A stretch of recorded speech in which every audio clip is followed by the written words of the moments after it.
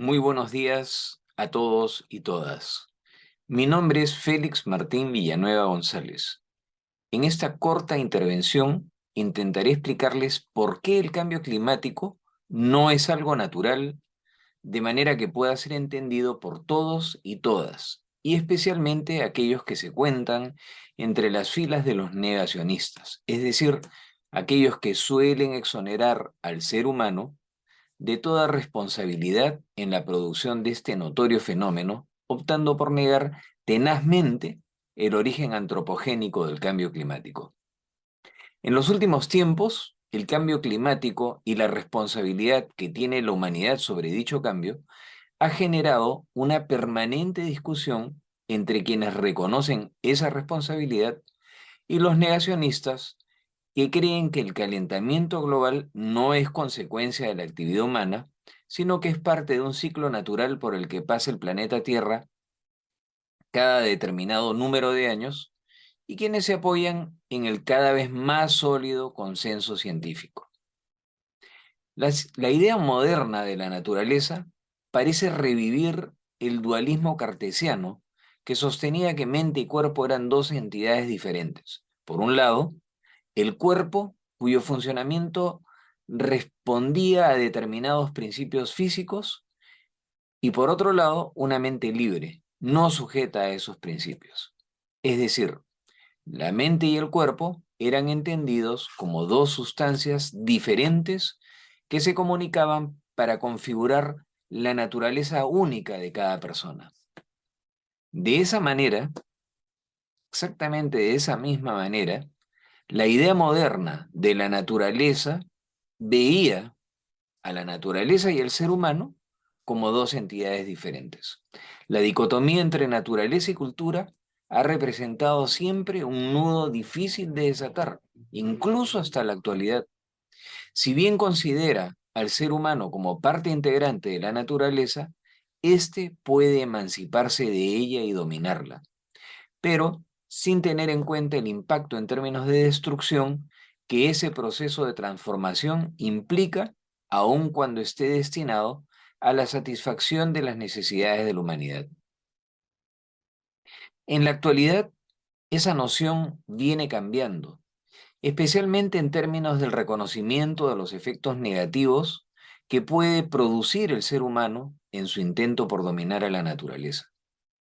Hablar de antropoceno implica reconocer el impacto de la humanidad sobre nuestro planeta, tanto así que usamos ese término para designar a la actual era geológica, desechando la denominación de Holoceno que se venía utilizando y teniendo como centro de atención al planeta y no al ser humano. Hablar de antropoceno, entonces, implica ahora un importante cambio de paradigma. Implica, entre otras cosas, reconocer que la relación entre humanidad y medio ambiente no es de carácter unidireccional, sino bidireccional. El medio ambiente no es algo que esté dado, no es algo que está ahí afuera y sobre el cual el ser humano solo puede aspirar a conocer. Por el contrario, reconocer el antropoceno implica reconocer el carácter bidireccional de la relación entre los seres humanos y el medio ambiente. El medio ambiente determina al ser humano y el ser humano determina al medio ambiente. He ahí esa relación bidireccional. Donna Haraway, bióloga, zoóloga y filósofa feminista, profesora de la Universidad de California en los Estados Unidos de América, sostiene que los procesos antropogénicos han creado efectos en el planeta y a la vez una interacción con otros procesos. Haraway dice, con mucho acierto, que no solamente se trata de cambio climático, sino que también se trata de la enorme cantidad de productos químicos tóxicos que son vertidos al medio ambiente, de la contaminación que produce la actividad minera, del agotamiento de ríos y lagos, del exterminio de personas, así como del exterminio de otros seres que habitan en este planeta junto con nosotros. Es tan evidente el impacto de las actividades humanas sobre el medio ambiente que Haraway propone incluso no quedarnos solamente con la denominación de antropoceno, sino ir más allá, con la finalidad de hacer más evidente ese impacto y reflejar las dinámicas de fuerza y poder en curso en las que participan las personas. En ese sentido, Haraway propone otros nombres como plantacioceno o capitaloceno. Incluso ella ha llegado a acuñar un término propio para denominar a esta nueva era geológica en la que el ser humano desempeña un papel importante, el Chuluceno, término que, según explica la profesora Haraway, requiere una simpoiesis o un hacer con, en lugar de una autopoiesis o autocreación.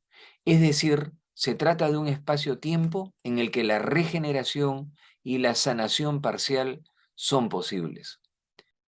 Esta posición me parece interesante, sobre todo porque subraya la necesidad de involucrar a todas las personas en la toma de conciencia sobre el impacto que causan las actividades humanas en el medio ambiente. Entiende a la ciencia como una emergencia cultural y por lo tanto la considera inseparable del componente social. El negacionismo muestra típicamente una posición contraria. No solamente niega el impacto de la actividad humana sobre el medio ambiente, sino que además es totalmente incapaz de cuestionar su propio comportamiento como miembro de de la especie humana. Los negacionistas pretenden usar cualquier fracaso de la ciencia como argumento para desacreditar la postura que ésta tiene frente al impacto que produce la actividad humana sobre el medio ambiente. Pretenden exigirle certeza absoluta a los resultados de la actividad científica, sin admitir que efectivamente existen ocasiones en las que ocurren errores, y que ello es inevitable porque la actividad científica es precisamente una actividad humana y por lo tanto falible. Sin embargo, la sociedad debe comprender que la ciencia no pretende producir conclusiones definitivas en todas sus actuaciones, y es precisamente por esa razón que resulta importante prestar atención a la interpretación de los resultados de las actividades científicas que puedan manifestar los diferentes grupos interesados en el desarrollo de tales actividades.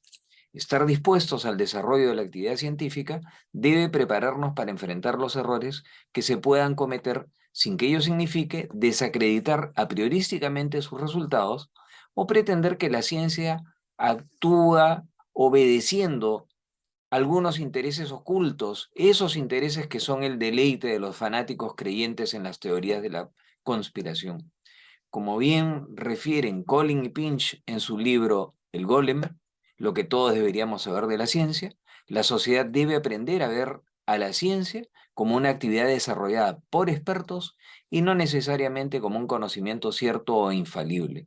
Los científicos no son dioses, pero tampoco son charlatanes. Ahora bien, Bruno Latour, filósofo, sociólogo y antropólogo francés, fallecido hace algunos días atrás, en sus obras critica a autores como Wilson, Bourdieu, Derrida, que enfrentan el problema del mundo desde perspectivas diferentes, pero todas incompletas o demasiado reduccionistas. Latour encuentra una simetría entre la caída del muro de Berlín y el fin de la naturaleza sin límites, mientras que las antiguas sociedades socialistas creen que pueden resolver sus problemas copiando lo que hace Occidente. Occidente cree tener la capacidad para enseñar a todos cómo salvar sus pueblos y paisajes sin importarles si con eso destruye al resto del mundo. Latour desarrolla el concepto de red, entendida como el conjunto en las cuales un hecho tiene significado, para entender, a partir de ahí, la forma como se producen los hechos en una comunidad científica. Esto es, mediante la discusión e interacción entre los investigadores miembros de la comunidad científica, así como mediante publicaciones.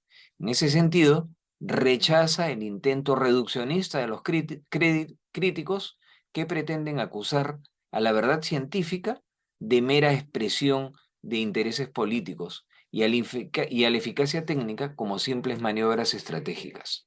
Latour busca una mejor comprensión de las nociones de naturaleza y sociedad, entendiendo que la realidad de la ciencia y la tecnología obedece a una ontología de humanos y no humanos.